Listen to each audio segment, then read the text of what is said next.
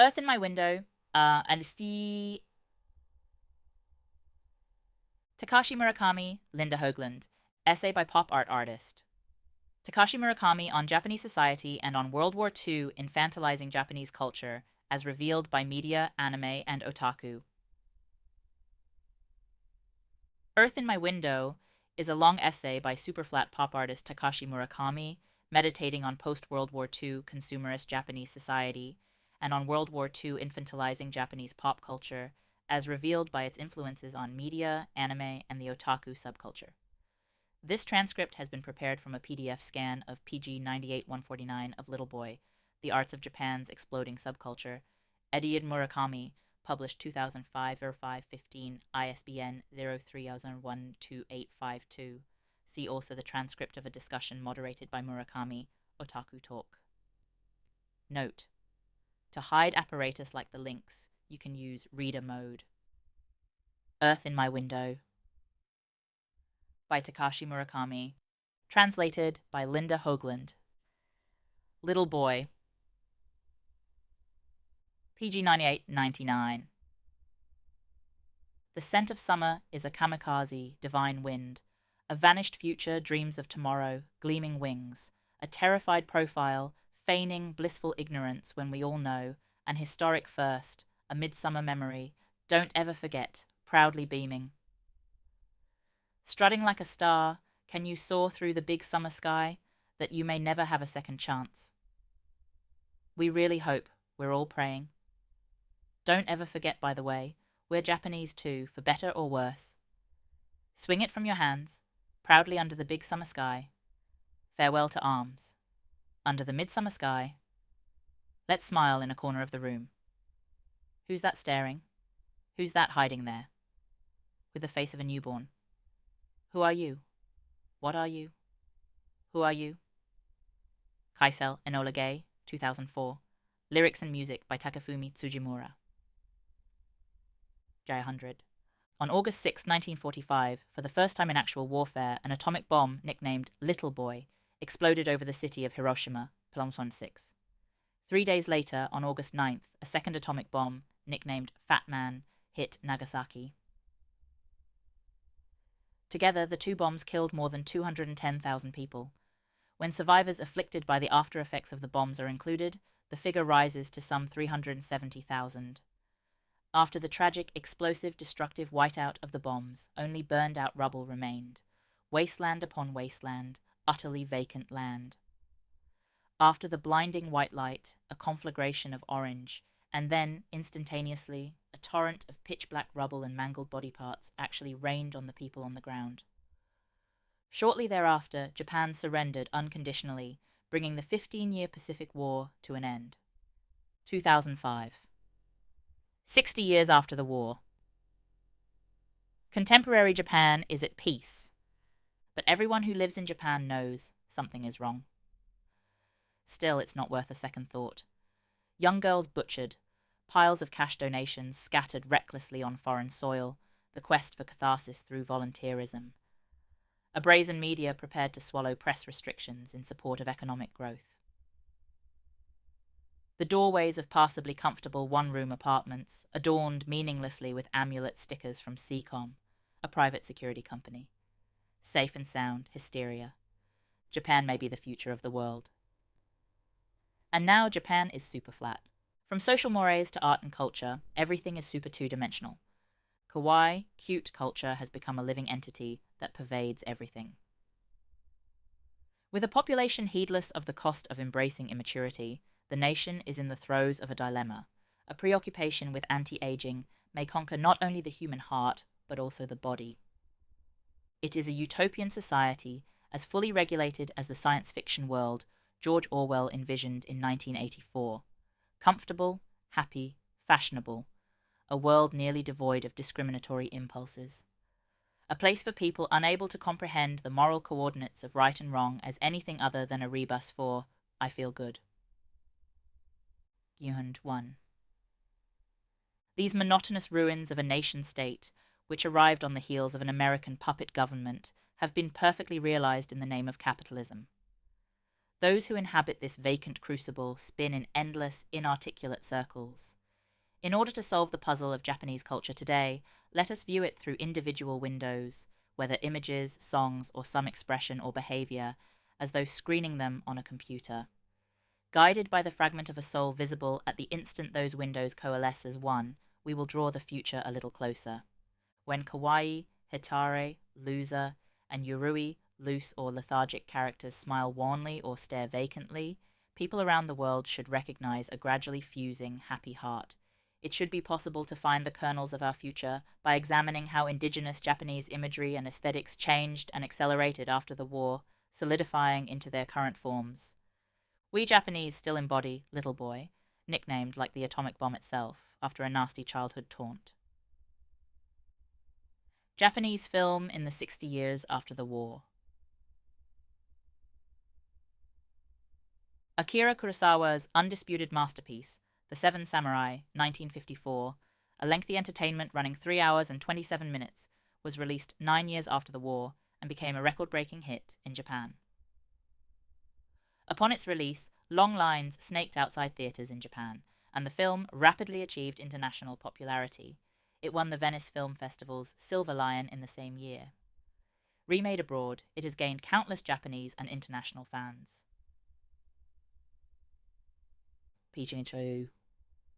With its relentless pursuit of realism, the film broke new ground among samurai films, dealing with such themes as human resilience, poverty, hunger, pride, loyalty, the futility of Japan's feudal hierarchy, warriors, peasants, artisans, merchants, and the folly of strife. The world may be a complex place where happiness eludes many, yet humans survive. The Seven Samurai was a hymn to the triumphant right of the peasant or the common man to live. Although the Japanese had achieved a miraculous post-war revival and no longer scrambled for food, hunger was still an indelible memory, tinged with nostalgia. As they searched for self-respect while acknowledging defeat, The Seven Samurai was no mere costume drama. It was their own struggle. The film defined the Japanese people. With the changing fortunes of the years, the coordinates of entertainment also shifted. Now it's 2005. What film defines the Japanese today? Without question, it is Howl's Moving Castle, released in Japan in late 2004. Hayao Miyazaki, a nationally beloved director whose new works are eagerly anticipated, achieved an unprecedented feat with his previous film, Spirited Away, the highest-grossing film in Japanese screen history. PG 3. His latest film, Howl's Moving Castle, in current release, is overwhelmingly popular. This film should provide a snapshot of what Japanese people want today. Let us analyze several of its key components. The young protagonist, Sophie, is 18 years old. It is the dawn of the 20th century, an era of unsurpassed nationalism, somewhere in a faintly Alsatian corner of the world. Soldiers of the realm head out to battle. One day, Sophie encounters a beautiful young wizard, Howl. Fleeing from an unknown pursuer, the young man flies up into the sky carrying Sophie, who promptly falls in love with him. That night, the Witch of the Waste casts a spell on Sophie, transforming her into a 90-year-old woman. Homeless, Sophie wanders into Howl's dreaded moving castle, where she takes up residence as an aged housekeeper, disguising her true identity. As Sophie embraces her strange new life in the castle with Howl, his apprentice Markle, and Calcifer, a fire demon who keeps the castle in motion, she opens her heart to them, acknowledging their mutual bonds, and realizes that she is happy. Meanwhile, Howl, who has always pursued a solitary existence, evading his wizardly obligations to engage in war, also changes. Even as he grows haggard from nightly exposure to the fires of war, he has found someone he must protect. By falling in love with Sophie, Howl discovers one cause for which it is worth sacrificing himself to the ravages of war. But the fires of war mercilessly consume even Howl's humble resolve, and he is quickly reduced to an evil fighting machine. Surmising that Howl's condition stems from a youthful obsession with sorcery, Sophie leaps across space and time back to Howl's childhood, where she must win his heart. She fulfills her goal, the war ends, and Sophie and Howl live happily in the castle. In the story, Sophie bounces back and forth between 18 and 90, aging when she is indecisive and regaining her youthful appearance whenever she makes a choice.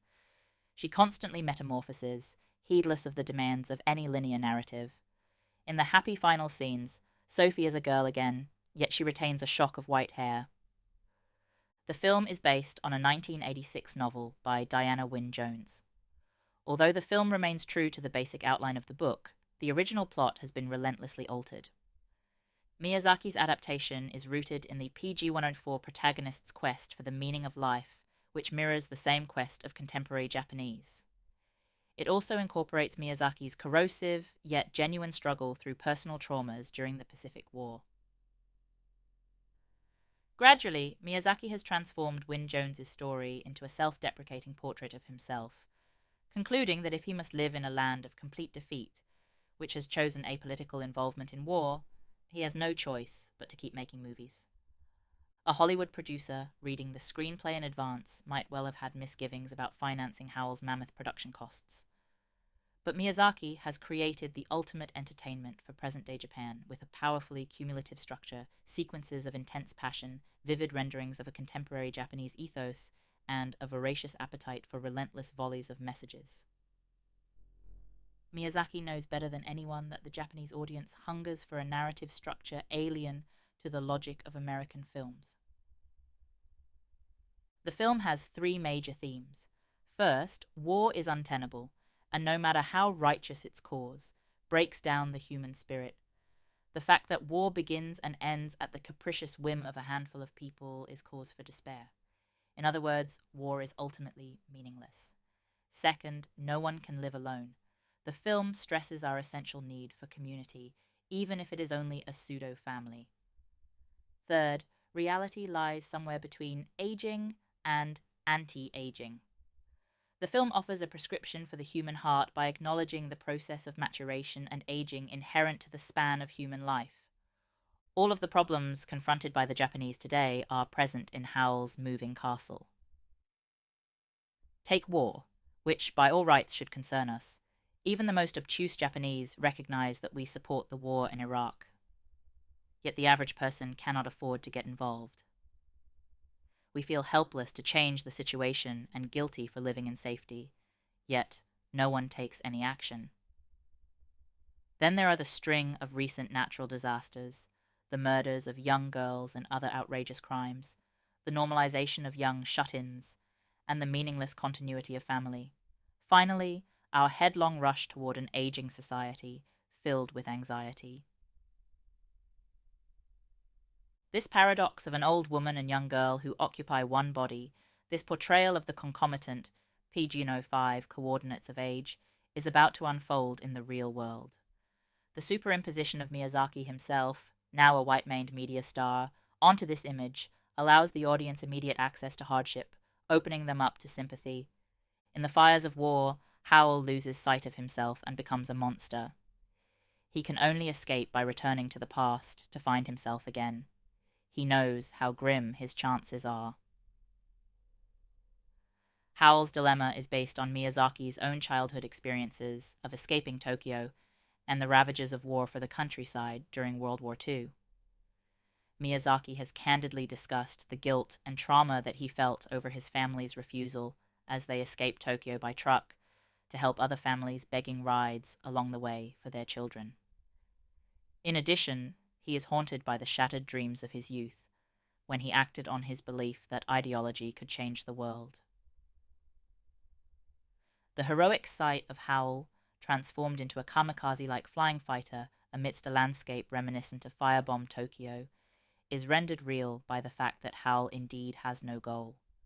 The gradual transformation of a gentle, charming man into a demon as he is dragged into battle may be construed as a powerful protest against the meaningless of war, cloaked in the guise of a children's fairy tale. The Seven Samurai brought relevance through realism to post-war Japanese. Miyazaki achieves empathy with contemporary audiences, not by approaching realism, there are no scenes of human death in the film, but by spinning a children's fantasy. Howell's moving castle responds to the fears of death that beset Japanese, both young and old. The fantastic, nearly religious scene in which Sophie traverses time and space to enter Howell's childhood foretells our invitation to the netherworld beyond death. It half suggests karmic reincarnation. 60 years after the war, the bestial phantoms that Miyazaki failed to conquer in his youth still trap this filmmaker, goading him to portray the folly of war. And audiences are moved by Miyazaki's personal dilemma, with which they empathize and find resonance. This is the movie Japan wants now. Death and narrative merge. The catharsis in Akira Toriyama's Dragon Ball, the quintessential mainstream manga, is a climax that never ends. Dragon Ball was the engine that drove Shonen Jump, a weekly teen manga magazine with a circulation PG-106 of 6.5 million. To put this in perspective, Yomiuri newspaper, Japan's largest daily, has a circulation of 10 million. Dragon Ball ran to some 520 installments over 12 years 1984-1995. The mightiest popular manga of its day, it had sold over 126 million manga paperbacks by 2000. It goes without saying that Dragon Ball spin-offs abound, including an animate TV series, movies, and games. Vast quantities of Dragon Ball characters and merchandise have been produced. Dragon Ball began with a heartwarming story before shifting into an action series built around the warrior tournaments of the peerless martial arts association, Tenka Ichi Budokai. The protagonists fight, win, lose, and learn lessons, then return to fight again in an endless cycle. The tenets of the Shonen Jump philosophy, friendship, struggle, and victory, intensify the moment battling warriors become friends. Dragon Ball then evolved into a battle against aliens intent on world domination, expanding its narrative scale, which increasingly inflates the top warriors and their challengers. The colossal popularity of the series so extended its life that acrobatic devices were continually employed to keep the narrative alive, evading the pitfalls of routine characters and plots. The series eventually went so far as to have protagonist Goku and the other warriors attain life after death halfway through their stories by means of a miraculous device. Goku, for example, continues his animate existence by wearing an angel's halo. Dragon Ball is premised on the preposterous notion that a dead, halo-sporting hero can reduce each of his persistent challenges, from nemesis and super nemesis to hyper nemesis, to a pulp. The never-ending, cyclical narrative moves forward plausibly, seamlessly, and with great finesse. In the 1990s, the manga-loving public grew dissatisfied with the essential manga catharsis at the heart of tomorrow's Joe, or space battleship Yamato, in which the final death of the protagonist provides sentimental inspiration. That public demanded a riskier, high-wire narrative to sustain its addiction to weekly manga magazines. In fact, as legend has it, the creator of Dragon Ball and his readers ended up playing out a game of one-upmanship as extreme, and even as hazardous, as the rigorous 1,000-day ascetic practice that an esoteric Buddhist monk would undergo on the sacred P107 Menthie, nearly sacrificing his own life to attain the revered rank of Ajari, Ska Akarya. The result was the ultimate entertainment of a never-ending loop that defies even death itself. Another work emblematic of manga's heyday, Katsuhiro Otomo's Akira, Place 18, reflects an alternate approach to combining elements of traditional manga narrative. Otomo emerged in the mid-1970s as a pioneer of realistic depiction and exerted major influence through the overwhelming power of his images. Osamu Tezuka, the first manga master, laid out the essential narrative conventions of post-war manga.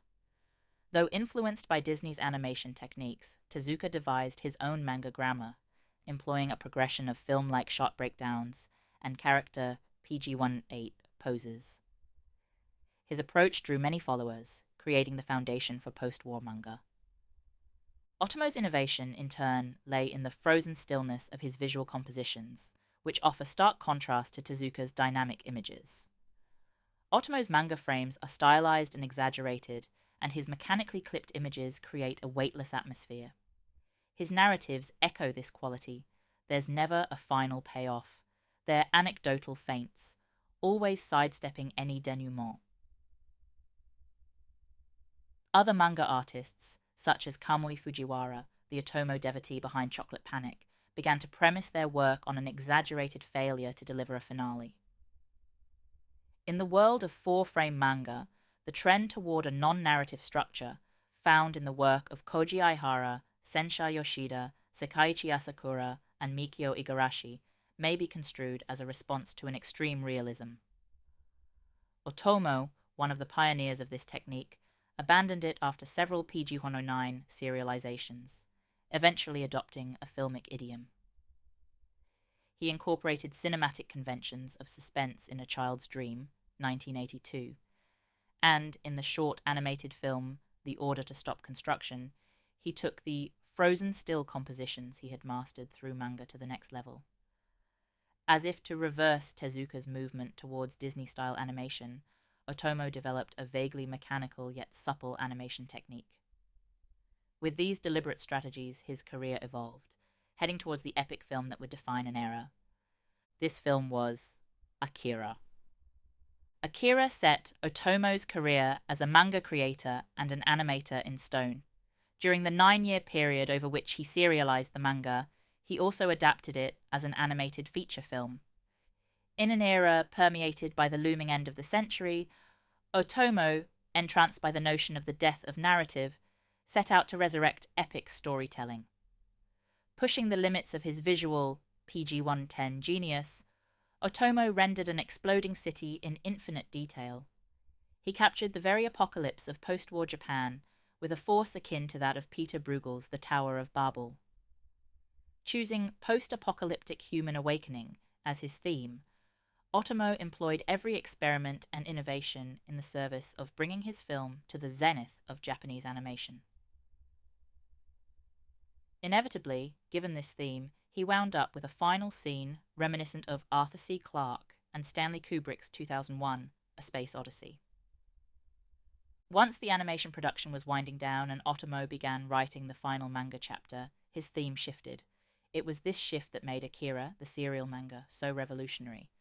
According to prevailing wisdom, Tezuka's manga is semiotically structured, with characters acting as signifiers to guide narrative.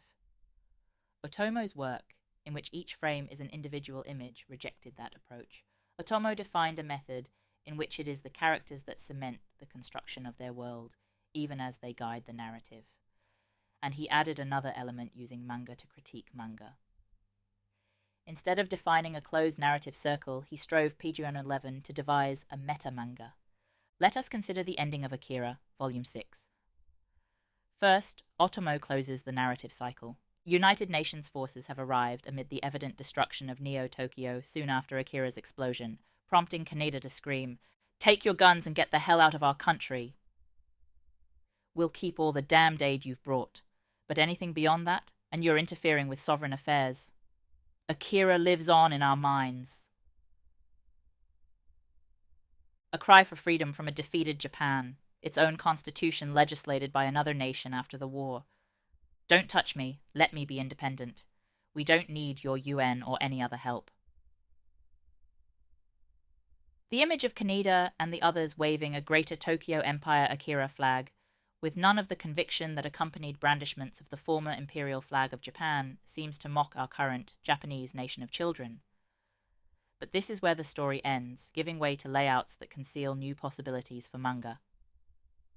A few pages before the end, Kaneda and the other protagonists race around ruined skyscrapers on motorbikes, even as the skyscrapers rebuild themselves before our eyes. The city, destroyed by Akira and Tetsuo, noiselessly returns to its former state, rendered in painstaking with Otomo's characteristic realism. The reconstruction of Neo-Tokyo's skyscrapers embodies a movement from dystopia to utopia. The link to Tezuka, who, inspired by Fritz Lang's Metropolis, penned an eponymous manga and created Astro Boy around a similar theme, appears unexpectedly in these last pages. Otomo paid private homage to Tezuka, placing a personal message to the master next to rubble spray-painted with Akira's emblem. By the end of the story, the protagonist's bid for freedom has become the central theme, and the self-resurrecting buildings form a direct reference to Tezuka's post-war manga grammar. Back in the 1950s, as the Japanese continued to ponder the nation's defeat, they nonetheless placed their faith in the ultimate cutting-edge energy source, nuclear power. It is no wonder, then, that in Tezuka's magnum opus, Astro Boy, whose Japanese title, Seiin Pawonu Tetsuwan Atomu, literally means mighty atom, a robot named Atom might have seemed appropriate as a defender of justice who embodied the bright future. To consider that this name is identical to the force of the atomic bomb, and that the bomb dropped on Hiroshima was nicknamed Little Boy, is to understand the tortuously twisted road that led from war to recovery. Otomo references this journey, critiquing the shonen jump-style popular manga culture of the 1980s in a complete affirmation of his own realistic manga style. Miraculously, he's pulled it all off simultaneously in a single work, Akira. Manga occupies a central place in the history of post-war Japanese culture. I am sure Otomo believed this. Use manga to critique manga. Finally, Akira, the meta manga, was finished. In a sense, this coincided with the emergence of simulationism in the contemporary art of the late 1980s and early 1990s, and Otomo's motives corresponded to the aspirations of Sherry Levine and Jeff Koons. It was a complicated era, when the only way to create reality was to merge a narrative and continually generate stories within stories. We Japanese managed to create a context in which even a corpse alive in death like Dragon Ball's halo-adorned Goku can meet all challenges. But in this context, the majesty of the living, who accept death as self-evidence, has been discarded. The decrepit children who appear in Akira accept the futility of life and encounter their own deaths as children, despite their chosen status and supernatural powers. They are exactly like the Japanese today. Daiken 4. Daiken 4. Opening animation videos E+2 was first shown at the opening ceremony of the 22nd Japan SF Convention, held in Osaka in 1983. The group that organized the event and created the film consisted primarily of student amateurs. The 5-minute 8mm film was a sequel to the group's debut work, Daiken 3 Opening Animation, which premiered at the 1981 conference, also in Osaka. Daiken stands for Osaka Convention, using an alternate pronunciation, Dai, for the first character in Osaka. The annual SF Science Fiction Convention, inaugurated in 1962, remains an event by otaku for otaku, predating the term otaku itself, which did not enter PG-13 public discourse until the late 1980s. Science fiction is intimately linked to otaku culture. The creators of such otaku-favored genres as robot anime and tokusatsu, special effects, films, drew heavily on science fiction. The anime classic Mobile Suit Gundam, for example, was inspired by Robert Heinlein's 1959 novel Starship Troopers. In particular, the cover illustration of the powered suit created by Studio Nue for the Japanese edition of the book may be considered the direct ancestor of Gundam's robot design. Before the full emergence of otaku culture, fans of tokusatsu and anime TV series created for children could further satisfy their appetites only by turning to science fiction. Daiken was their event. The legendary Daikon animations were created by Toshio Okada, Yasuhiro Takeda, Hideaki Anno, Hiroyuki Yamaga, and Takami Akai, among others, who were then college students in the Osaka area. After concluding their activities as amateurs, the group later formed the anime studio Gainax, which made its name with Neon Genesis Evangelion, the Bible for contemporary otaku, in 1995, 12 years after Daiken 4. The Daiken animations reveal two characteristics that appeal to otaku. First, they contain abundant references to elements of the subculture that would later be called otaku culture, including Godzilla and space battleship Yamato. Second, even though these hand-drawn 8mm anime films are extremely short at 5 minutes each, they demonstrate an extraordinary artistic and technical level that exceeds expectations for independent films. Not only is the quality of the animation high, but the Daiken animators were able to integrate the picture and the music seamlessly and deploy such sophisticated techniques as multiple exposures far more skillfully than professionals.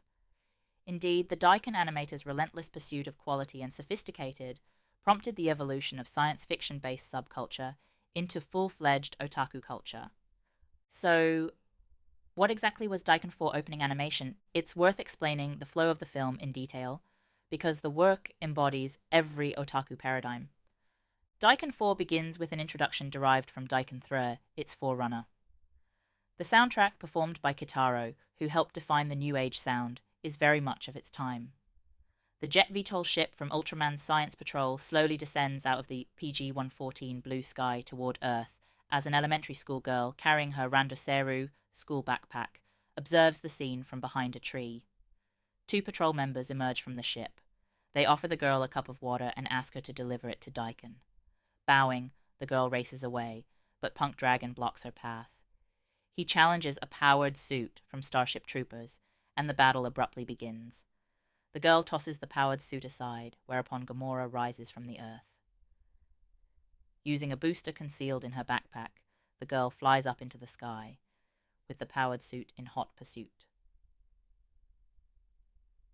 They continue their battle in midair.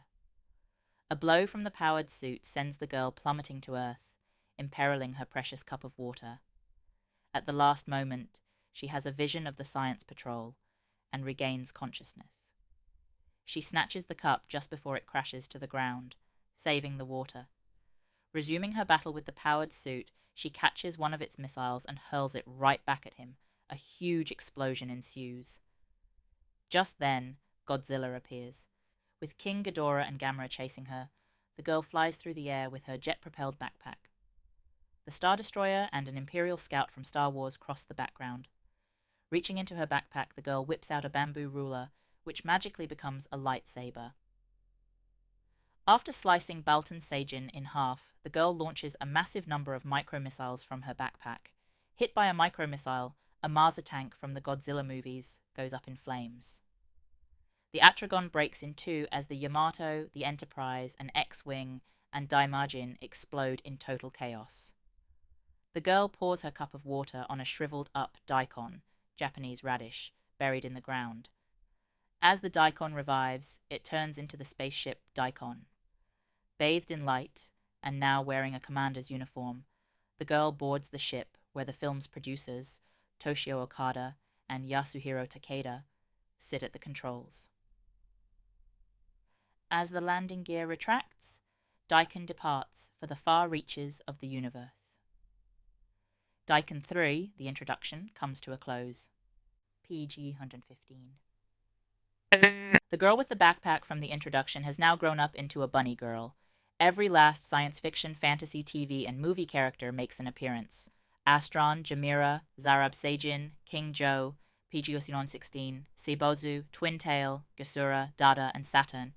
The bunny girl jumps into a throng of Metron Seijin. She races past Gyango, Red King, Baltan Seijin, Takong, Pol Seijin, Zeton, Mephiles Seijin, and Sigorus, tossing them all side. Without warning, she's in a lightsaber duel with Darth Vader, while stormtroopers sit in the background, their legs folded under them. The Death Star is enshrined in one corner. Atop a cliff, aliens who have seized the Discovery from 2001, A Space Odyssey, kick up a fuss. The Dynaman robot crushes the girl. When a sword flies at her out of nowhere, Bunny Girl hops on it like a surfer. Just then, Jedi Tei Ida launches into a Japanese comedy routine with C-3PO and Chewbacca in the audience. There's Nazo from Gecko Carmen, Moonlight Mask, and Akira Seijin with a name tag reading Taro the Blaster, Bakuhatsu Taro, on his chest. Bunny Girl is still surfing on her sword when she runs into a formation of Ultra Hawk 1s. Then the Yamato and the Arcadia appear, along with an exploding Valkyrie VF from Macross. An awesome mid-air battle unfolds in an otaku coffee shop, no doubt the filmmaker's favourite hangout. Bunny Girl now travels into an extra-dimensional world. We see Captain America, Robin, Batman, Spider-Man, Wonder Woman. The list goes on. Flying into space are the Thunderbird, a TIE fighter, and the Millennium Falcon. Ryder, Jumborg A, the Shooting Star, nurses, the giant Ohmu from Nausicaa, Nausicaa herself, Lin Min Mei, Mazinger Z, Cool Seijin, Cutie Honey, and others are there. Having made it through Otaku Land, Bunny Girl relinquishes her sword. It splits into 7 parts, which fly through the sky spewing flames in 7 colors.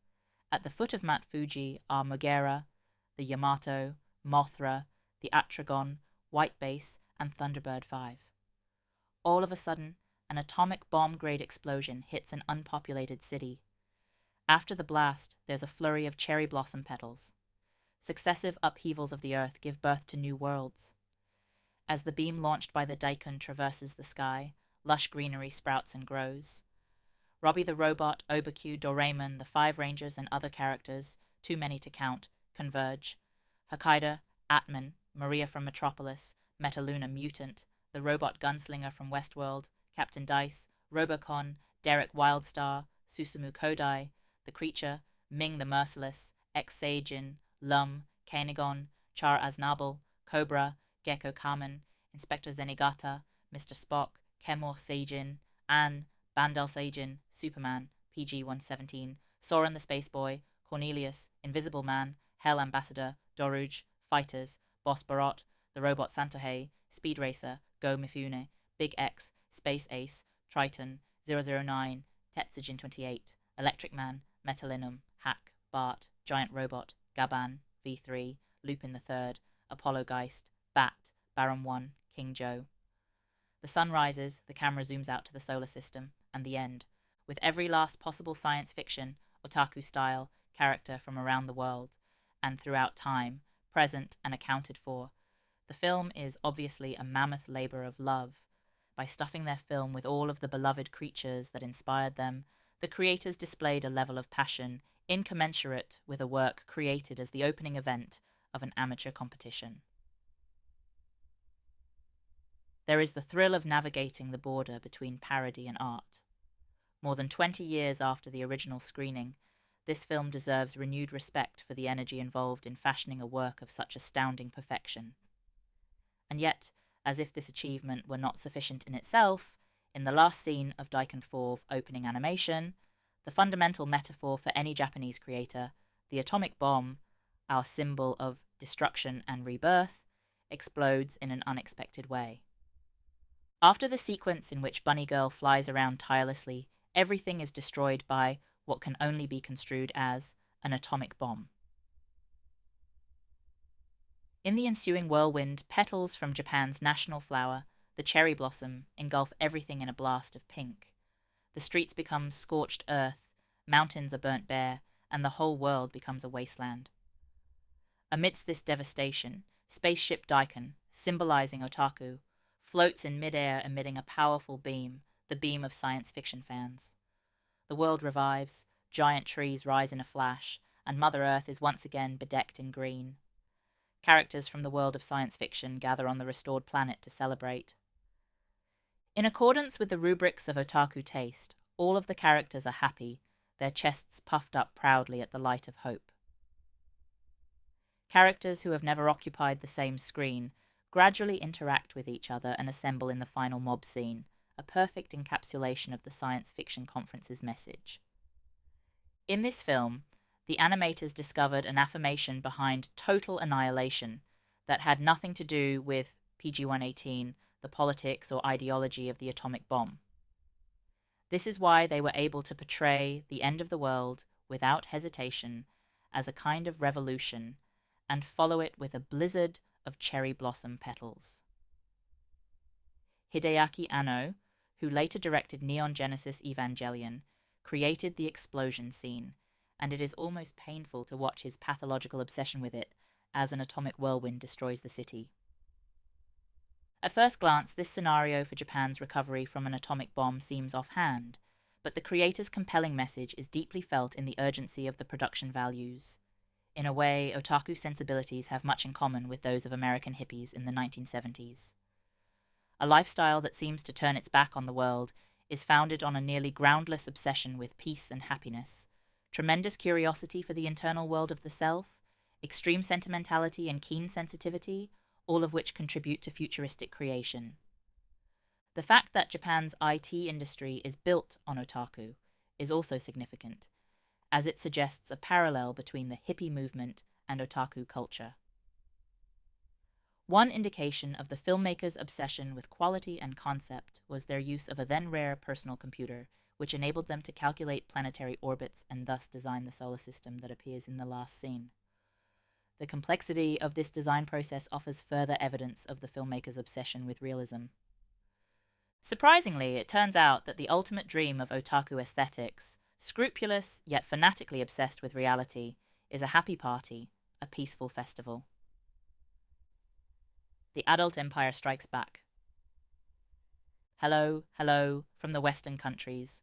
Hello, hello from the eastern countries. Hello, hello, people from all over the world. Hello, hello in the land of cherry blossoms. Say hello in 1970. Hello, hello, let's shake hands.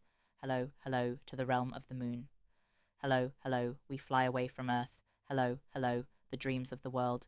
Hello, hello, on a green hill. Say hello in 1970. Hello, hello, let's shake hands. Yipejimo 19. Hello, hello, everyone's smiling.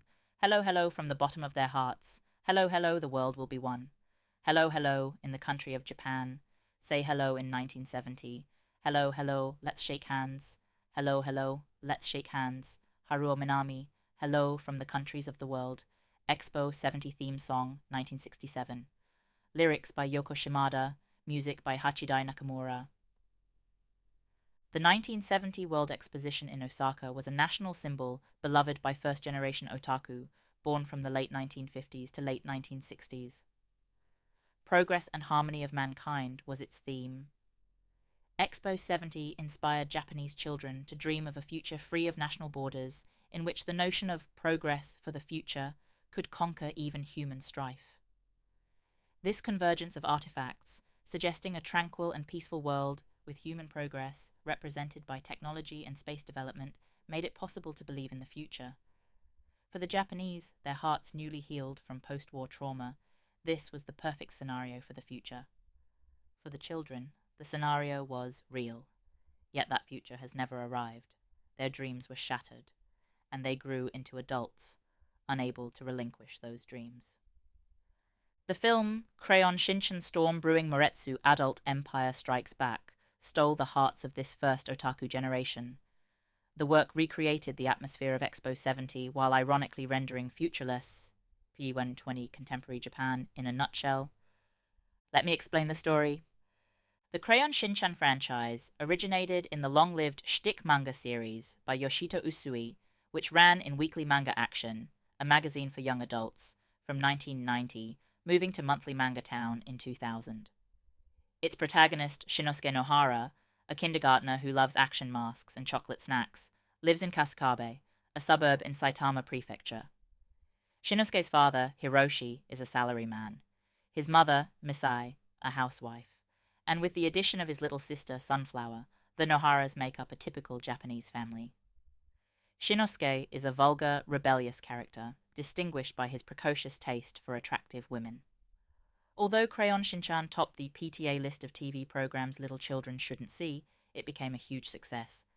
Every year brought a new feature film in the series. Adult Empire Strikes Back was directed by Keiichi Hara, who also conceived the original story for the film.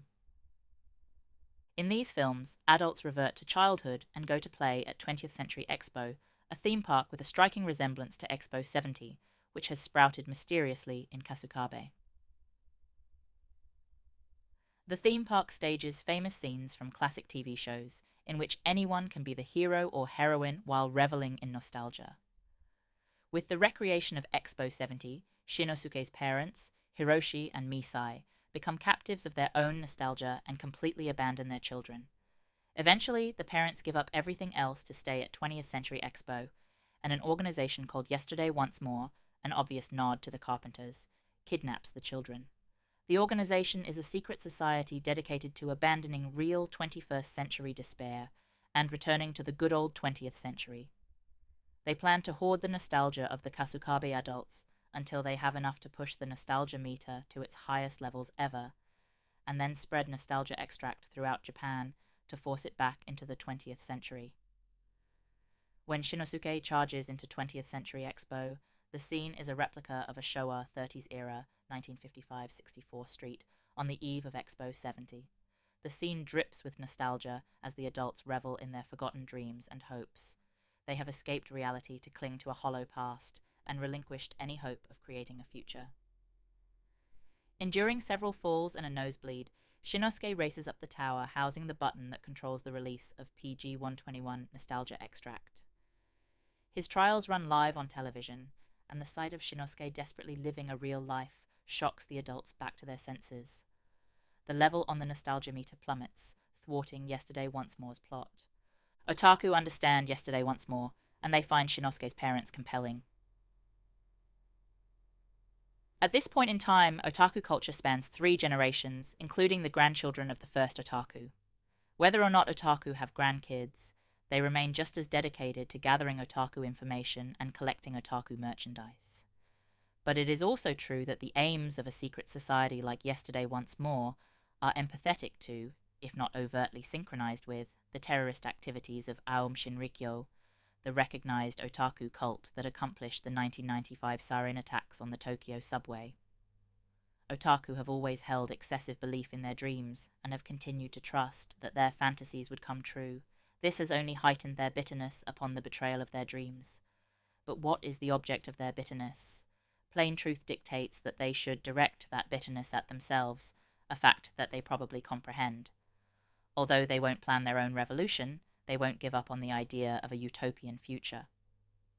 If only, they desperately dream, they were allowed to express their honest feelings in the world of anime. When they indeed find such expression, they heartily applaud it, yet sigh in deep resignation, for they know it's just an empty fantasy. Peculiarly, the stories within stories structure of Adult Empire Strikes Back also allows them to see through themselves as revelers in their impossible predicament.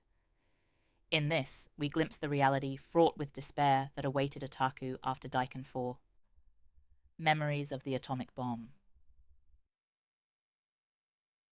Behold a gaze that admits no ray of light, overcome by treachery's grief. Behold, above our skeptical laughter, a word of rage poised to strike. Every living creature yearns to gnaw our bones, eyes glint in vengeance, urging us to suicide. God's creation rebuffs our assimilation. The atmosphere refuses to enfold us, Poing Chuntuentu. The gentler our nature, the deeper its rages. When that rage has erased every last kindness, all is for naught. Come, let us sing now, the ode to joy. O clouds drifting in a clear blue sky. Bird calls in forest and field. My heart delighted, brimming with joy. Our bright smiling faces exchanging looks.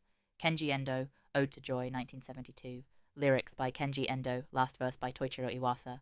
Music by Ludwig van Beethoven. The boom in Japanese science fiction fantasy anime was engendered by 2 works, Space Battleship Yamato and Mobile Suit Gundam, Pulsex 2730. Both works share a narrative genesis in a post-atomic world, and both are fundamental to the birth of otaku culture. In Space Battleship Yamato, enemy aliens from the Gamelon Empire attack the Earth. The Gamelons launch a planetary bomb from a great distance, a bomb designed to accelerate radiation contamination and expedite their colonization of the planet.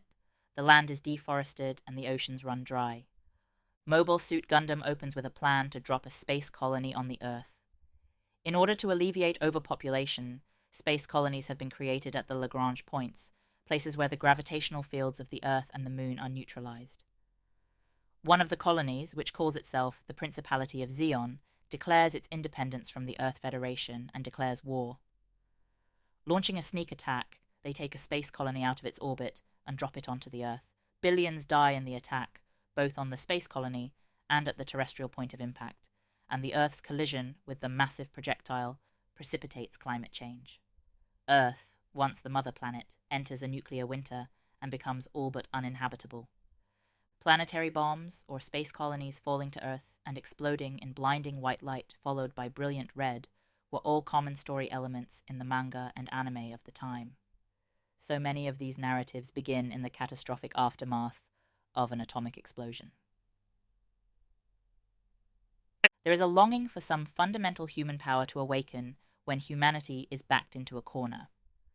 Hayao Miyazaki's original manga and animated PG-23 film, Nausicaa of the Valley of the Wind, also begins in a world that has suffered a man-made apocalypse. This is true of Otomo's Akira as well. We feel an abiding sense of righteous indignation at the use of atomic bombs to bring the Pacific War to a close. We level cheap shots at the Japanese government, which placed Japan in that final scenario and then concealed the truth about the bomb's effects. We feel complex emotions towards the Americans who thrust the terror of nuclear annihilation upon Japan. Added to this is our own cowardly rage for accepting media control as a necessary evil. All of this simmered in the Japanese consciousness as dogma without direction. When these contexts emerged, the message reached its audience in the guise of children's programming. Because reality was portrayed through anime, Japan finally discovered genuine respect for its creators. In Japanese elementary schools, we do not learn that our country has been managed in an incomplete, tentative fashion ever since the loss of the war. Nor do we seriously grapple with the issue as adults, but everyone recognizes the discomfort generated by this unnatural state of affairs. Japan is well established as a nation unable to address its bad blood, but at least the truth survives, alive and well, in stories told to children. Perhaps it's fair to say that the unique sympathies we label as otaku were born the moment Japan comprehended the sincerity of these storytellers. An endless summer vacation.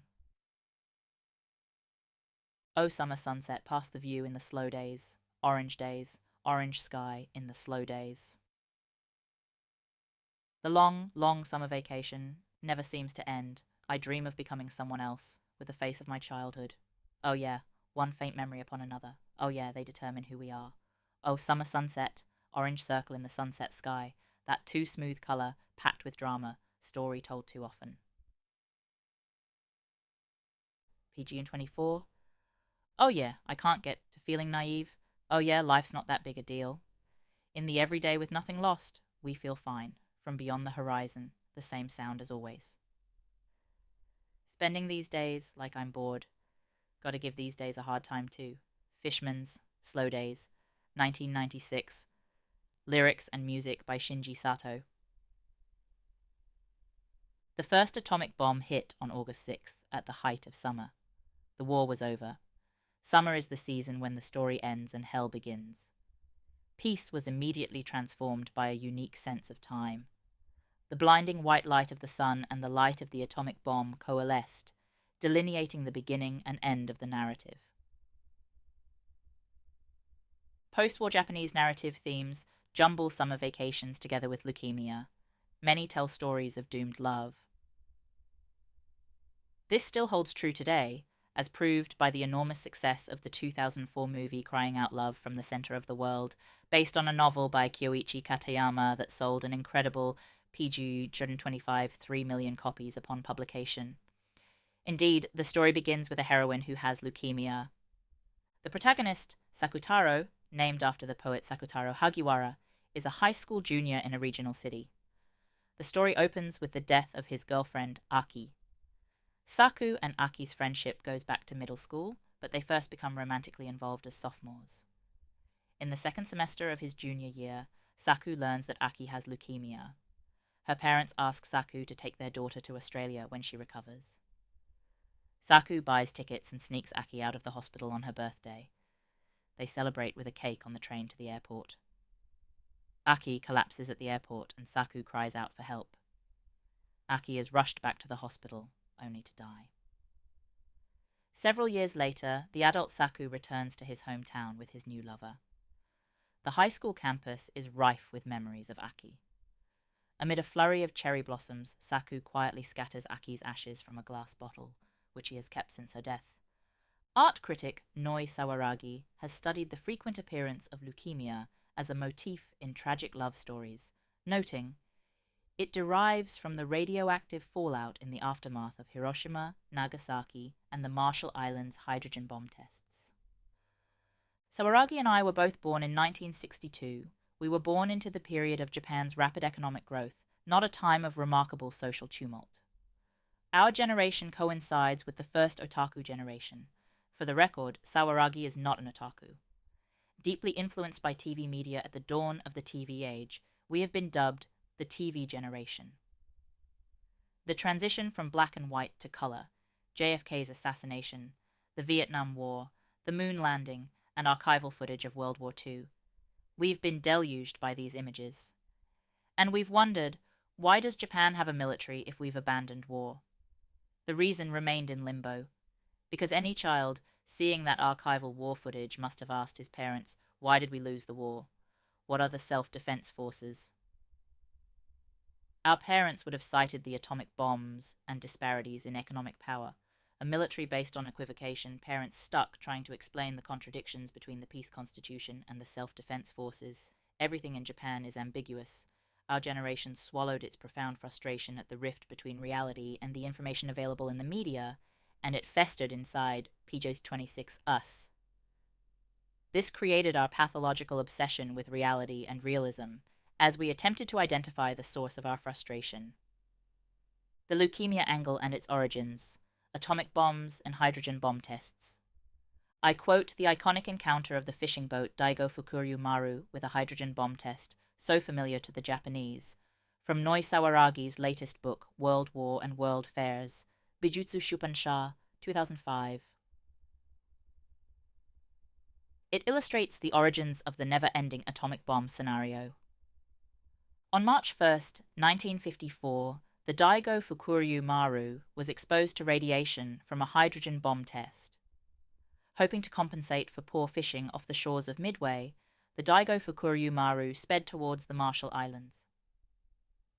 On March 1st, as the ship pulled in its catch, a ball of fire, something like the sun, rose in the distance, followed by concussive waves.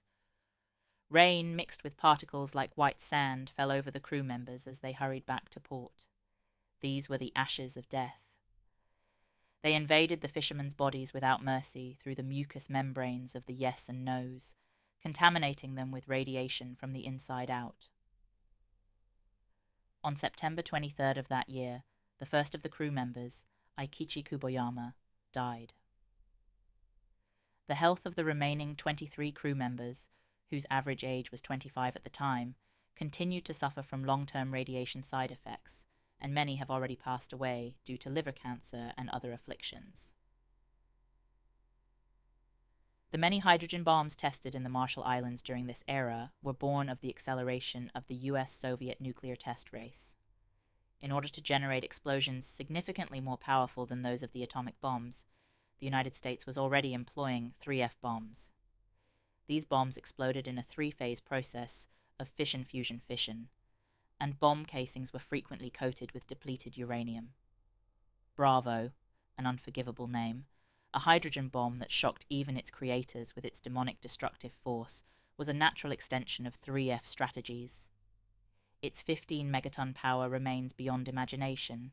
By some calculations, the total TNT tonnage deployed by both sides over the 4-year Japan-US PG-127 war amounted to 3 megatons.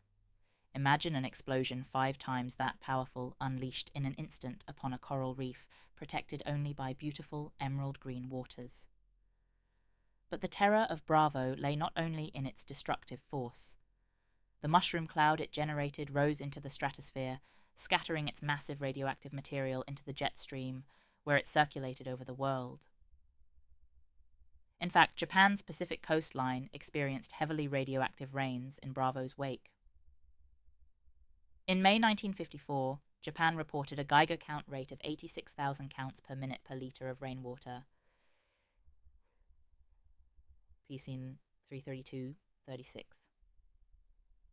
The Japanese were exposed to radiation from the atomic bomb blasts, and then again through hydrogen bomb tests. A blast of pure white light, a summer eternally seared. That orange-colored circle, leukemia, and summer vacation. My own consolation, a still endless summer vacation. The unending pain, the festering, seeks to break out of this dilemma. The beast that shouted love at the heart of the world. The creators of Daiken Safo. Opening animation would come to occupy a central place in the current anime world. The key members of the Daiken group opened the science fiction store General Products, which was professionally incorporated as Gainax in 1984, upon production of the feature-length anime The Wings of Honyamais, released in 1987. Neon Genesis Evangelion, PLA 33, written and directed by Hideaki Anno and produced by Gainax, is the landmark otaku anime film, which marked the most brilliant moment of otaku subculture. Evangelion became an explosive hit immediately after the 26 original episodes were first broadcast on television in 1995 to 96. Caught up in the cult-like fervor surrounding the work, fans willingly accepted the controversial and irregular release of the subsequent film. Unable to complete it on time, Gainax released an unfinished version to theaters in March 1997 and released the final version a few months later as a different film. This phenomenon points to the complicit relationship by then formed in the world of animation between the creators and the audience, which recognized Evangelion as an instant entertainment PG-28 classic. The original TV series and the subsequent feature films attracted not only anime fans, but also young culture lovers and anime veterans who had outgrown otaku obsessions. Evangelion is an unsurpassed milestone in the history of otaku culture. The story is set in 2015, 15 years after the Second Impact, a deadly cataclysm of global magnitude that originated in Antarctica. The new city of Tokyo 3 is suddenly attacked by angels, unidentified enemies that take various forms, including gigantic creatures and a computer virus. NERV, a special UN agency charged with fighting the invaders, deploys Evangelions, all-purpose humanoid weapons piloted by 3 specially chosen 14-year-old kids, Shinji, Rei, and Asuka. A complex amalgam of science fiction and human drama in the form of robot anime, Evangelion showcased Gainax's skillful animation, along with Anno's bold use of white-on-black subtitle graphs and speedy, almost subliminal construction of action sequences. In many ways, Evangelion is a meta-otaku film, through which Anno, himself an otaku, strove to transcend the otaku tradition. While dutifully paying homage to the pop and otaku culture landmarks that preceded it, Evangelion pushed its depiction of the psychological and emotional struggles of the young motherless pilots to the extreme. The final scenes were presented in a few different forms and media, including the original TV version, the feature film version, and finally, the DVD version, which combined the preceding 2. Each was unfailingly controversial. Especially shocking were the final 2 episodes of the TV series, which unconventionally mix anime scenes with drawings and video footage. These episodes focus on Shinji, the central character among the pilots, and his painful search for what his life means both as a person and as an Evangelion pilot. With the purposeless Shinji's interior drama taking center stage, Evangelion is the endpoint of the post-war lineage of otaku favorites, from Godzilla to the Ultra series, to Yamato to Gundam, in which hero figures increasingly question and agonize over their righteous missions to defend the Earth and humanity.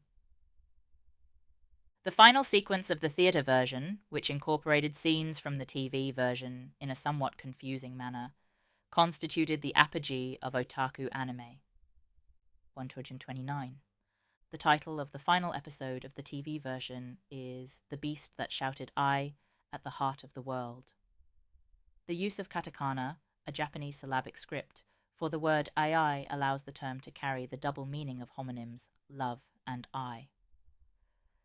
Both the title and concept are borrowed from Harlan Ellison's eponymous science fiction novel. In a contest pitting the audience, readers, who are normally on the receiving end of entertainment, against the author's vision, who can fly higher? How far can the audience both compel and follow the director's vision? With Evangelion, the director Anno raised a challenge to works that refused to allow audiences any escape from the reality of their own self-consciousness. The subtitle to the film version's final sequence also alludes to science fiction, referencing the film Charlie, based on Daniel Keyes' Flowers for Algernon, which was released in Japan as Magokoro o Kimi ni, My Heart to You. Evangelion also incorporated references and elements, such as the Spear of Longinus and Aite Absolute Terror Field, that were freely adapted from Judeo-Christian religious mysticism, psychology, biology, and a wide range of sources. Their juxtaposition with robots and anime provoked widespread speculation and much deeper readings. This simulation-based approach stood Japanese anime's fundamental disregard for dramatic themes on its head. But ultimately, by arousing sympathy in its audience, it laid bare a true otaku heart. It is the final scene of the film version. When Shinji comes to, he has been asleep, naked. Rei, also naked, straddles him, her hand poised to melt and fuse with Shinji's torso. The humanity complementation program will ensure that all humans liquefy, fuse, and become one. The giant crucified on the cross deep beneath the special agency nerve is recognized as Lilith, and all humans are destined to merge with her, ultimately fusing into one. Lilith was the biblical Adam's first wife, but the children born of their union, Lilin, were regarded as demons. They represent humanity in the film. Shinji. Am I dead? Rei. No, everything's just becoming one. This is exactly the world you dreamed of. Shinji. But this is different. This isn't it. Rei. If you wish for others to exist, once again, P29, the walls of your heart will pull you away from everyone else. A new terror of others will begin. Shinji. That's fine. Shinji removes his hand from Rei's torso and shakes her hand. Shinji chooses a world in which a barrier separates him from others. He notices the others again. Those who have already fused begin to reappear in individual silhouettes as each person regains his individuality. On the beach, Shinji is strangling Asuka. Asuka caresses his cheek with her injured right hand. As he releases his grip, Shinji weeps, and a tear lands on Asuka's cheek. Asuka blurts out, "That's disgusting." The end appears in a corner of the frame, and abruptly, the film is over. Shinji longs for the self that has split away from him to acknowledge his remaining self. He would like for his neighbors to acknowledge him as well, and so he rejects total fusion with Rei. But he's wary of the pain that accompanies interaction with others. Should he let himself become the object of another's love? Alone with Asuka, the only person left who may understand him, Shinji tries to kill her. But as he strangles her, Asuka extends her hand to him. She strokes his cheek. Skin touches skin.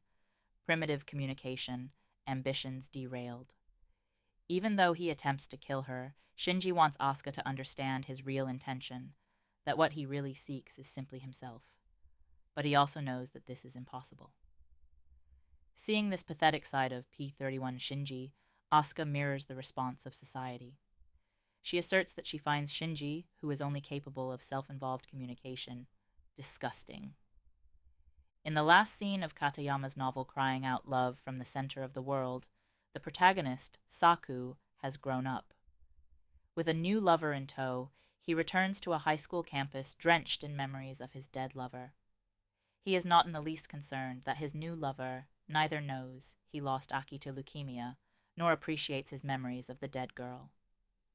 In fact, his driving purpose is to reaffirm an enduring sentimentality that he has reserved entirely for himself, and it is this that triggers sympathy in the reader. In Evangelion, Shinji would fulfill his desire to complete a solitary journey of the heart by murdering Asuka, his only counterpart. The drama of this murder attempt exists on the level of a child who discovers the meaning of life by killing a frog. Such paralysis signifies both the otaku's apex and his genesis. In a sense, the search for a place in the world which so torments Anno's alter ego, Shinji, is the insurmountable PG-132 challenge facing Japan. Our relief at finally putting the trauma of the war behind us was brief, for we immediately were confronted by our inability to devise an independent future. Japan is now enmeshed in the search for what it means to have a self. On the other hand, in his journey to self-abandonment, Miura Jun, the man who coined the term Yurushara, asks whether or not there is a self worth searching for. The more such paradoxes emerge, the more a meaningless journey of self-discovery, which offers no apparent or ultimate independence, becomes the theme of Japan. Otaku. It is impossible to avoid otaku in any discussion of contemporary Japanese culture. Although some otaku prize themselves as genetic otaku, all are ultimately defined by their relentless references to a humiliated self. Though obsessed with personal taste and individualism, otaku can cultivate friendships based on shared interests. They excel at radicalizing insular information. They thoroughly reject those who stray outside the boundaries of shared interests. Japanese society has consistently ridiculed otaku as a negative element, driving such personalities into the far corners of the social fabric. There is a slight but absolute gulf between subculture, zoku, and otaku. If we define subculture as cool culture from abroad, otaku is uncool indigenous Japanese culture, as otaku insist, at least it's homegrown. Otaku are mercurial, and embrace the internal contradiction of considering such definitions unotaku. Nevertheless, the incident that spurred the impulse to purge otaku from the world exposes the stark reality of otaku anthropology for all to see. After the arrest of Tsutomu Miyazaki, a kidnapper and murderer of children, media images revealed his otaku-esque existence in a windowless room lined with wall-to-wall stacks of videos 5. The otaku lifestyle was thus demonized as a symbol of evil. The otaku aspect of the cult group Aum Shinrikyo triggered a media bonanza, disseminating an impression of otaku as evil incarnate. From the amateurish technology of its self-produced propaganda videos and electric-equipped helmets for followers, to the launch of its Mahaposha store selling cheap homemade computers in Akihabara, Tokyo's electronics district, PG 133, to raise cult funds, Aum Shinrikyo could be characterized by its wide-ranging otaku-esque behavior. The clincher was the sex creation of a detoxification system dubbed Cosmo Cleaner, a direct appropriation of the identically named radiation disposal device prominently featured in space battleship Yamato. Aum Shinrikyo's otaku dimension had become so extreme that the group was perceived throughout Japan both as a laughingstock and as an incomprehensible species. Yet otaku continued to proliferate, heedless of the criticism centered in society's reservations about such incidents. Probably because otaku existence fits so effortlessly into Japanese lifestyles. Otaku emerged in the late 1970s. Their forerunners were obsessed with accumulating information and radicalized the critical assessment of TV animation, science fiction, and other subcultures then perceived as nothing more than children's entertainment. They comprised the growing fan base for space battleship Yamato, the intensely cliquish founding members of the special effects science fiction magazine Uchusen, Spaceship, created in 1980 by Asahi Sonorama, and the Daikon Group.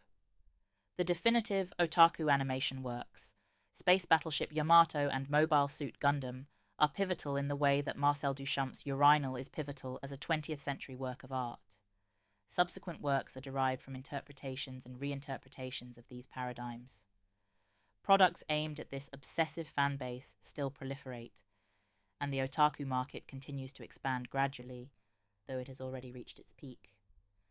The latest generation of otaku emerging in the post-Tsutomu Miyazaki era no longer exists in hermetic isolation. They have also ceased to attract social disdain. This is because otaku have proliferated so widely that they no longer form a minority. They are integrated so thoroughly into the mainstream that first-generation otaku have become difficult to distinguish from everyone else. Otaku will never be outmoded and will continue to proliferate because they constantly transform themselves. In every domain, from the world of games to the internet to a world of pop idols, otaku swiftly discover the loci of exchange between intense eros and consciousness, never tiring in their efforts to fuse with such realms. Every otaku category sublimates into PG-134 fantasy, fueled by gargantuan information stores, integrated research, and the otaku quest for eros. As a result, although their world has begun to overlap with reality, and otaku have gradually begun to merge with the mainstream, they remain unable to shed the air of the grotesque. 7-Eleven. Just one more call from you, and we can start over. But if we keep this up, my memories of you will be destroyed. I'll do my best. I want to grow the teeny tiny guts of a defeated athlete. These days, I play till around 8 or 9 p.m. I go to the convenience store, I go to the disco, and watch rental videos with girls. I don't know if this is as good as it gets, but none of it compares to you. In those days, I got drunk on Kahlua milk. These days I can drink bourbon sodas with the guys, but I don't really like them. Let's get off the phone and meet in Roppongi. Come meet me. Now I want to make up with you one more time over Kahlua milk. Girls are so fragile, which is why they need to be protected as much as possible. But I've never been able to be that kind of man. I'm sorry, I'll do my best. I want to grow the teeny tiny guts of a defeated athlete. We're both stuck in our stupid little pride. You treated me to Kahlua milk on my birthday. When I had one the other day, it made me want to cry. Let's get off the phone and meet in Roppongi. Come meet me. Now I want to make up with you, one more time, over Kahlua milk. Yasuyuki Okamura, Kahlua Milk, 1990. Lyrics and music by Yasuyuki Okamura. At the height of the bubble economy, from the mid-1980s to the early 1990s, Japan spent money. This economic frenzy, similar to the climate surrounding the rise of pop art in America, visited a Japanese culture grown obese from cultivation in a greenhouse. The vicissitudes of reality grew more compelling than fiction. With a manic feeling of having conquered the future, without any heed for the future, and trusting only the upward momentum of the bubble economy, we observed a mirage that bore us straight into the future. And when that mirage vanished, we felt relief, as if to say, that's right, this is what reality looks like.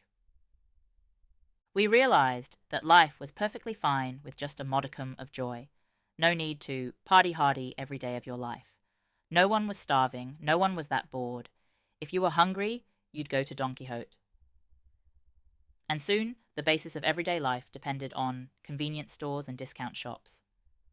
The local convenience store is now a significant factor in apartment hunting. 7-Eleven currently dominates the convenience store market. The chain opened its first store in 1974 as a Japanese incarnation of American Southland Corporation's 7-Eleven. Employing distinctly Japanese distribution strategies, including completely computerized inventory controls, meticulous replenishment of perishable goods via 9 deliveries per day, and the elimination of warehouses, 7-Eleven currently controls 10,303 of Japan's 37,691 convenience stores, boasting the highest gross sales in the country, an annual total of more than 23 billion yen, nearly $222 million. The next revolutionary retail outlet to settle into the urban landscape was Don Quixote. It offers a unique, condensed array retail space that suggests you've wandered into an Asian bazaar. Brand name goods, PGN36, electronics, and apparel are displayed in an environment reminiscent of a tropical jungle, which customers can explore as they shop. It is the thrill of wandering into a maze. Don Quixote's 40,000 products vary constantly, and it is the only place in the world where Louis Vuitton bags can be seen next to toilet paper.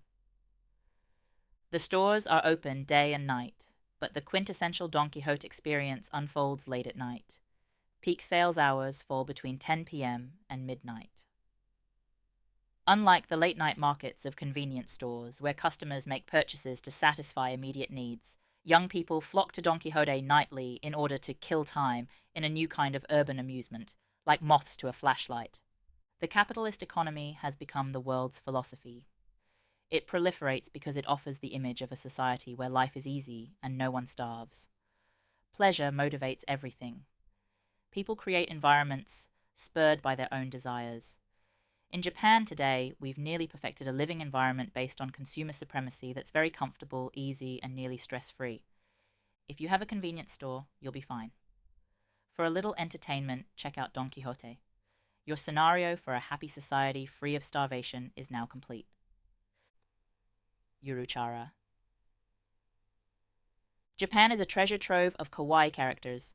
Hello Kitty, Pokemon, Doraemon, Tear Panda, Drooping Panda, and Anpanman, Bean Paste Bread Man. The list goes on and on.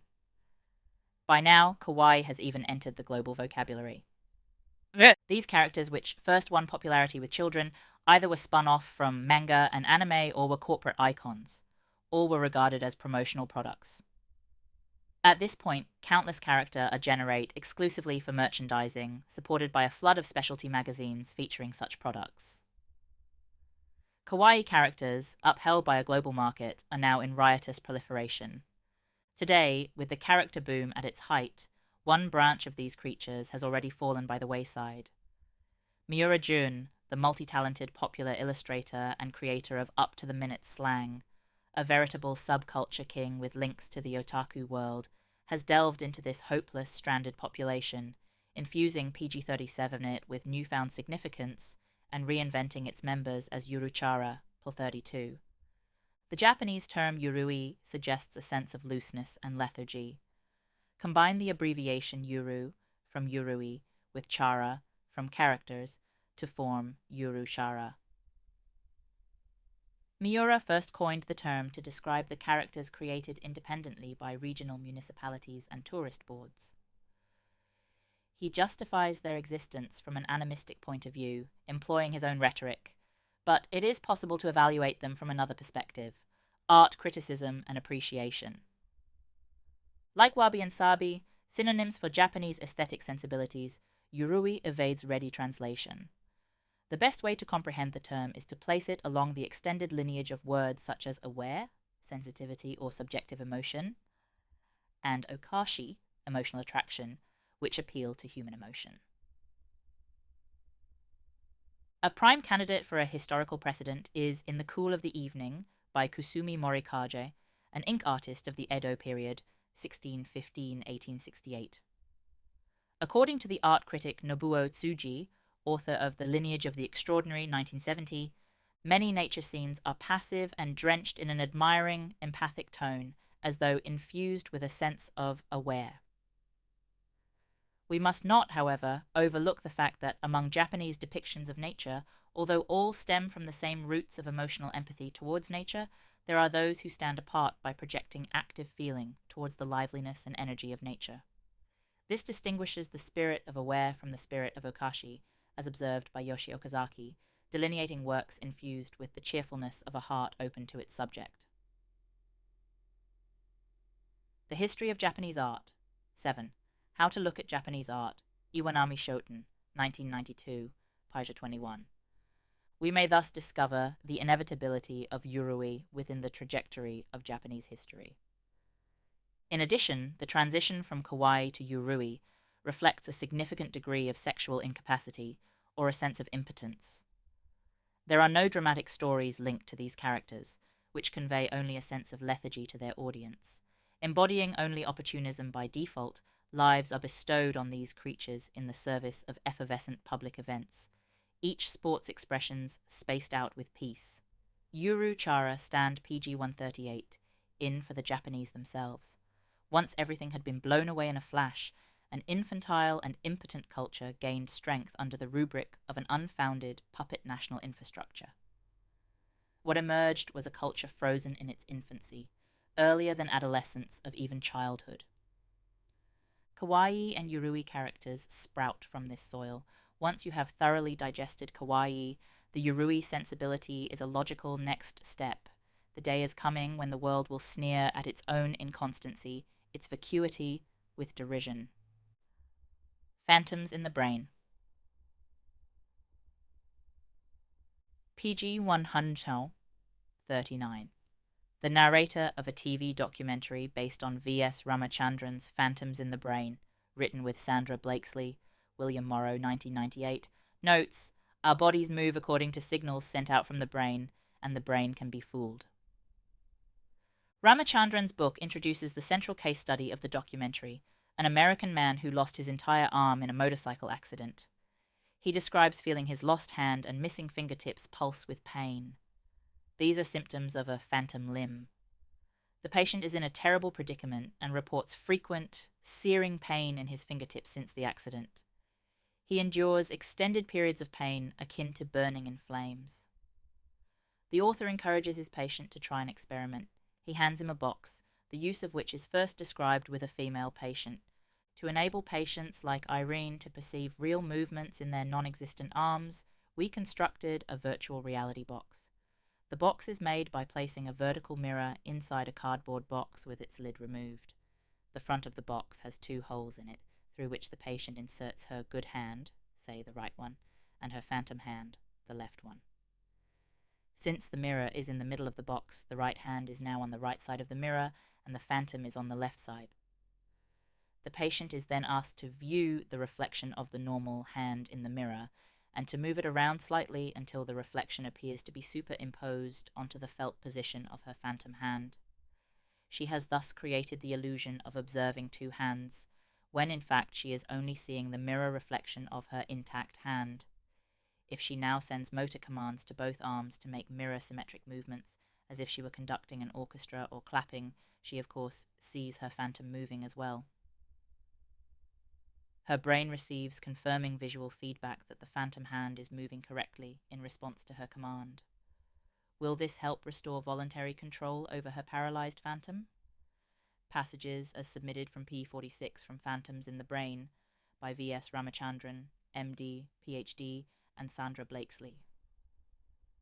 In the documentary, the male patient puts his hand in the box. After the experiment, he says that this phantom PG 140 limb is cured, that the pain has gone. He also says that if he repeats the therapy process by putting his hand in the virtual reality box, his pain will again recede. The claims that fictitious information gained from an illusion eliminates the trauma of the accident. Continuing with Dr. Ramachandran's case study, 3 more weeks passed until one day Philip called me, very excited and agitated. "Doctor," he exclaimed, "it's gone." "What's gone?" I thought maybe he had lost the mirror box. "My phantom is gone. You know, my phantom arm, which I had for 10 years. It doesn't exist anymore. All I have is my phantom fingers and palm dangling from my shoulder." The experiment suggests that when Philip's right parietal lobe was presented with conflicting signals, visual feedback telling him that his arm is moving again, while his muscles are telling him the arm is not there, his mind resorted to a form of denial. The only way his beleaguered brain could deal with this bizarre sensory conflict was to say, "To hell with it, there is no arm." P49-50. We Japanese exist in a state exceedingly similar to Philip's physical condition. In other words, we don't have both arms, yet we imagine that we feel the presence of 2 normal limbs. None of us recognize that one is a phantom. We feel pain in an arm that doesn't actually exist. The fingers of that non-existent arm throb with pain. It's impossible to get rid of it because no one understands why or how. At the height of the bubble economy, hoping to eliminate our lost arm, we held drunken orgies, the equivalent of orthopedic surgery. But our pain persisted. Its source was our forced remediation to westernization and our predicament as a nation situated in the ambiguous environment that followed defeat in the Pacific War. In other words, our country was not functioning normally.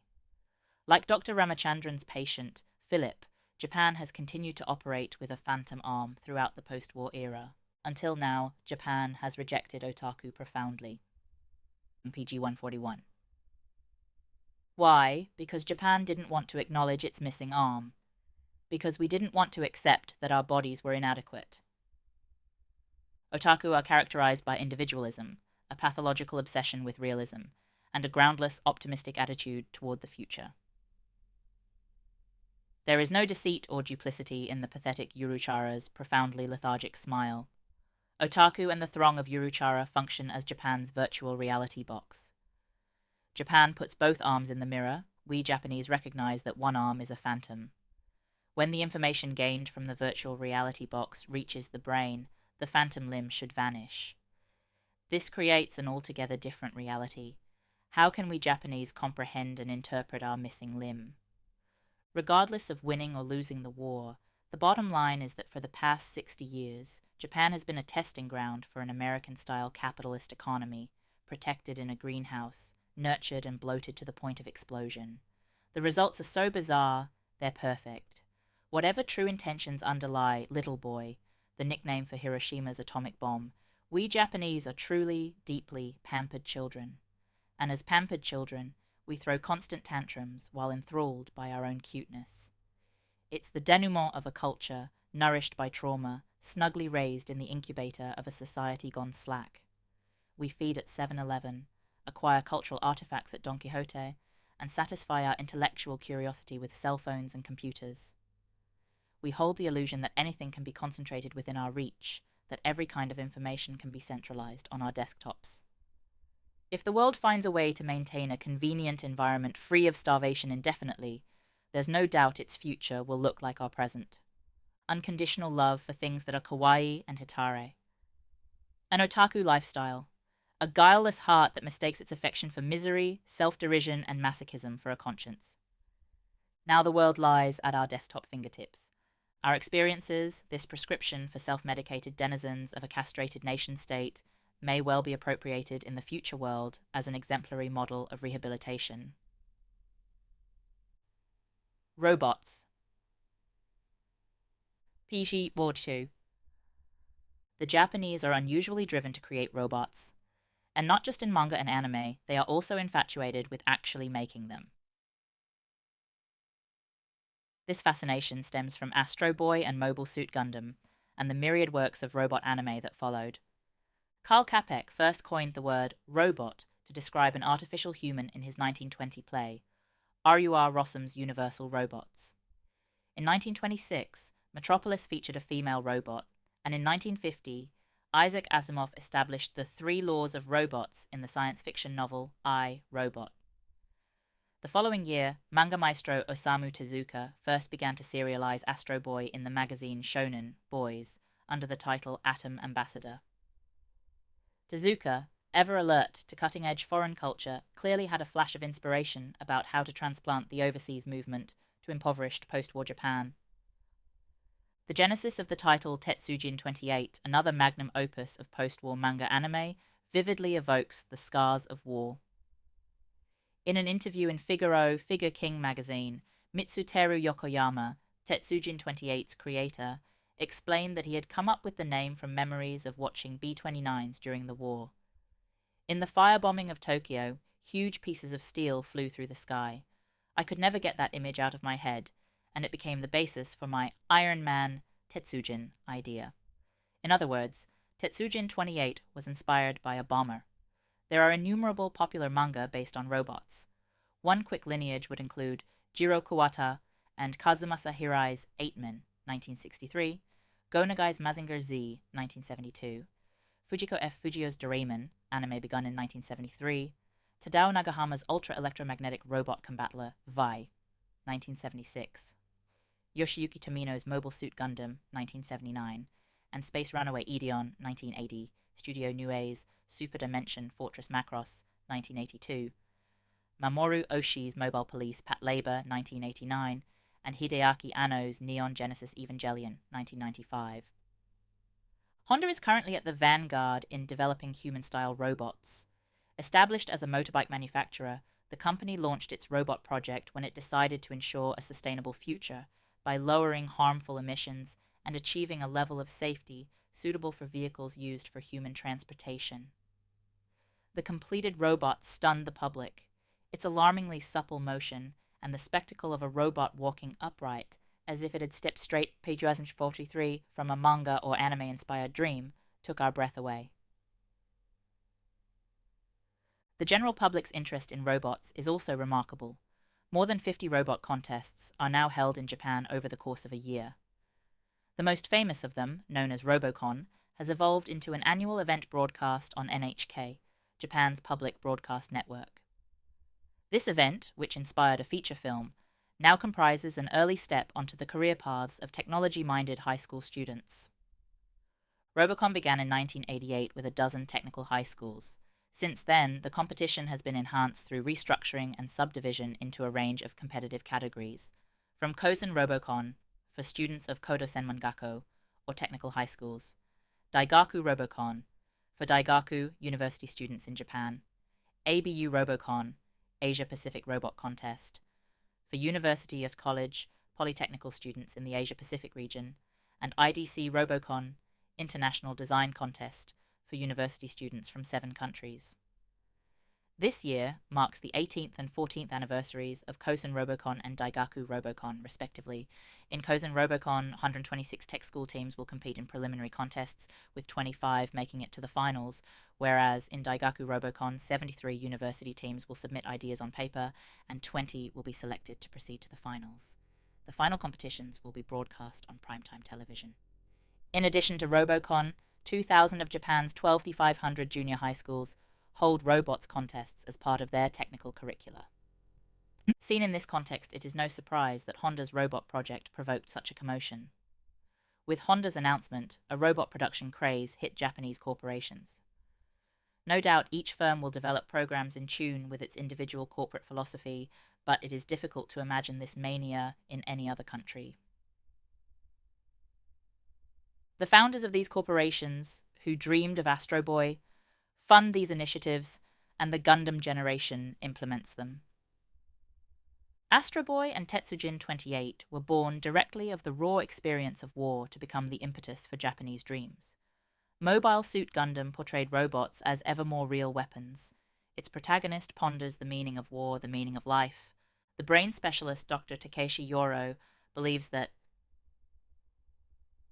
human ambition has shifted towards the creation of humans. The flow of biological science from past to future runs not in a straight line, but rather in a spiral. In the 19th century, experimental embryology focused on newts, amphibians. The 20th century saw a shift to chickens and now mice. This trajectory ultimately points to humans.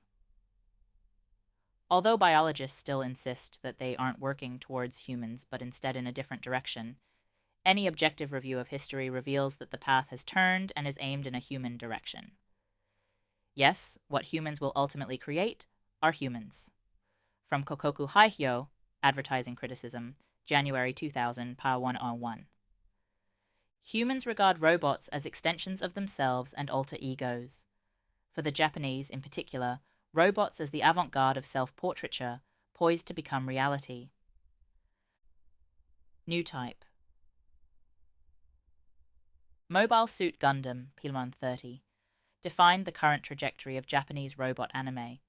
The detailed histories, mechanical images, realistic portrayals of PG-45 humans, and references to abortive communication found in subsequent works in the genre all take Gundam as their standard. New type signifies a conceptual structure first forged by Gundam, a framework so powerful that it continues to stimulate new works and drive the anime world 25 years after Gundam's initial broadcast. Of course, Gundam also rewrote the book on robot anime. Its re-evaluation of the axiomatic meaning or purpose of fighting an enemy, and provision of a context that gave the enemy a righteous cause, startled Gundam's original audience. Prior to Gundam, robot anime had served up moralistic stories featuring a mecha, mechanical protagonist, and his nemesis, who were engaged in pro-wrestling-style battles with tactics intended to attract children. Originally, robot anime was simply a promotional tool devised by toy companies to sell their robots, and all storylines were linked to marketing strategies. Then Gundam's director, Yoshiyuki Tomino, decided to challenge this status quo. Tomino started out as an animator at Tezuka's production company Mushi Pro, which expanded operations after Astro Boy's huge success. The company is known for nurturing the animators who went on to lead the anime world. In addition to Tomino, Mushi Pro fostered a veritable who's who of the giants of contemporary anime: Rintaro, Gisaburo Sugi, Osamu Dezaki, and Yoshikazu Yasuhiko. After leaving Mushi Pro, Tomino made his way in the anime world. In his autobiography, he describes his efforts to validate his existence as an animator by drawing storyboards for TV anime, including such high-end programs as Heidi, Girl of the Alps, and Marco, produced by Isao Takahata, who laid the foundations for realism in Japanese anime, along with Hayao Miyazaki. All the while, Tomino was searching for his own form of anime realism. Opportunity came in the form of an offer to direct several robot anime films, culminating with Gundam and its long-awaited new type conception. The encyclopedic handbook Gundam Officials, Kodansha 2001, describes the defining elements of this concept. The core of Zionism, the greatest philosophy of this century, universal century, the periodization employed in Gundam, is the new type theory.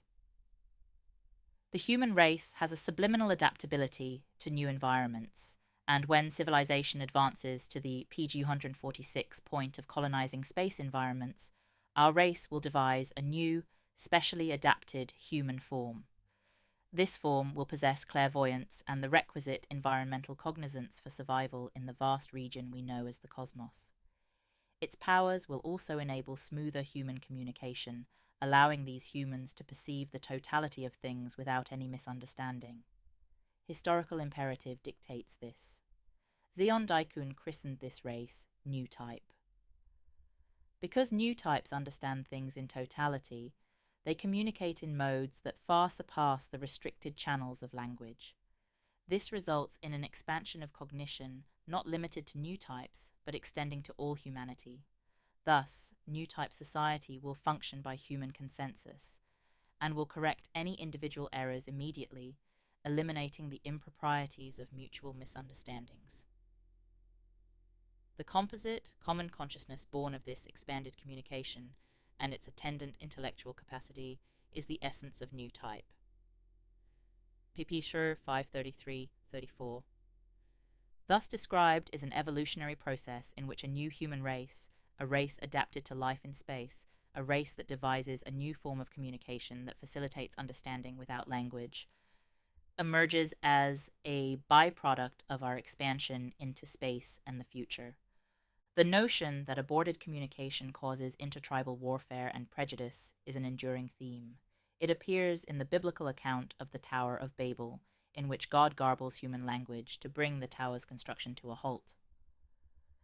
Our dependence on a language that is inadequate for communicating our intentions and needs, and the resulting strife, prejudice, and misunderstandings pose obstacles that humanity strives to overcome. Later, in Neon Genesis Evangelion, Hideaki Anno outlined his human complementation program, offering a tragic denouement for the new type model. In a sense, this was Anno's reply to Gundam's vision of expanded communication. V.S. Ramachandran's description of savant syndrome in Phantoms in the Brain is suggestive of the new type. The term savant syndrome is commonly used to describe people with mental disabilities who nonetheless, PG-47, possess astounding memories. They are capable of accurately reproducing music or landscapes to which they have been exposed. Consider the possibility that savants suffer early brain damage before or shortly after birth. Is it possible that their brains undergo some form of remapping as seen in phantom limb patients? Does the prenatal or neonatal injury lead to unusual rewiring? In savants, one part of the brain may, for some obscure reason, receive a greater than average input or some other equivalent impetus to become denser and larger, a huge angular gyrus, for example. An angular gyrus doubled in size could lead not to a mere doubling of mathematical ability, but to a logarithmic or hundredfold increase. You can imagine an explosion of talent resulting from this simple but anomalous increase in brain volume. The same argument might hold for drawing, music, language, indeed any human trait. p. 196. Amuro Ray, Tomino's protagonist, is a shy, antisocial new type who awakens to war. It is inevitable that humans who are born and dwell in low-gravity space, with radiation levels that far surpass those on Earth, will be fundamentally different from humans born and raised on this planet. For the Japanese, the hope that a new type will emerge in this environment is an inevitability, born of the confluence of reality and post-war trauma. Children. We have always searched for a setting to believe in. Certainly our home, the country in which we were born and raised, should qualify as something we can count on. But for us, such trust has always been conditional. We probably owe this to our experience of native soil as something that can be reduced to nothing in a flash. This has dulled our instinct for building foundations. Besides, it is clear that our society is hardly founded on absolute justice. Astro Boy is a child-type robot invented as a companion for the human race, with the hope of creating a peaceful future. A little boy named Shotaro pilots Tetsujin 28, an amalgam of robots symbolizing weapons and the B-29, which evokes the terror for firebombed Tokyo. Akira is a child whose experimental subject code, PG-148 number 28, is derived from Tetsujin 28. Amuro Ray finds himself on the battlefield as a young boy, even though he belongs to a super race, the new types. Shinji, from Neon Genesis Evangelion, is a youngster capable of synchronizing himself with a robot, but he is hopeless when it comes to verbal communication. Nobita, the protagonist of Doraemon, is a young loser. All are children who want to stay children against the will of society. How are they to maintain their worlds? Post-war manga and anime are defined by this dilemma. Robots are refined to a level at which they compensate for the inadequacy of human communication, expand human capabilities, and even possess self-consciousness. With the aid of such robots, humans can evolve into superhuman new types. People themselves become a black hole. Life in death, transformation, repeated mutation. Thought stops and the child never grows up. Sucked in by kawaii, you lose initiative, or laugh at your own lethargy and take a robot for a real-world partner. And yet, amidst it all, people awaken and evolve toward a new humanity. A flash, all is gone. We have been protected, borne sickness, become rich, and lost everything. Our hearts have been broken, comforted, and captivated. And now we wait for death. We have no choice but to prepare for death as children. This is the bizarre reality we have inhabited since the atomic bombs fell and we tasted defeat. The coming future, the near future. The pursuit of aggressive economic growth inevitably requires that we pioneer new frontiers. And so the human race must eventually emigrate to space. How will the human body and heart survive an environment in which high levels of radiation pierce our bodies? Then, we Japanese will have developed the robots to protect us, the philosophies to guide us, and the characters to comfort us. In that flash, we found a way to glimpse a future in which the concepts of time and space have warped. Earth in my window. There's Colombia and good old Mongolia, Africa, singing in the rain, PG 149. Smoking Arabia, stalwart Poland and Japan, always dreaming, where did you come from? Leaving that centipede scar, reflected in the window, your familiar face. I await the day you come to earth, Phoenicia in the sea, far-eyed Rome, China, who has finished its letter, sleeping America, starry-skied India, Spain, who reminds me of you, someday green shoots in the rubble. At dawn, where shall we set out for? On the beach at dusk, let us meet our dreams. Kissing under a tree, I await the day, when the large bird takes flight and murmurs on a stone. The overflowing mysteries drift like clouds reflected in the window, your familiar face. I await the day you come to earth. Kaisel, Earth in My Window, 2004. Lyrics and music by Takafumi Tsujimura. In Earth in My Window, it's night in America. Japan is always dreaming. While America sleeps, Japan has been daydreaming. Greetings, you are alive, I too am alive. Inscribe the trajectory, the arc of our lives, and warp the coordinates of time and space. Finally take your place in the future, signify equivalent meanings. The world is utterly homogeneous. It will always ignore dimensions and contort itself, but someday it will quicken with life, and someday it will integrate and present itself to us. Evolution and progress are not our only dreams. After interminable mutation, a deformed abomination, a face hideous with scars, there is still meaning in life. Our culture may be repulsive, but I want the future to know the meaning of our lives.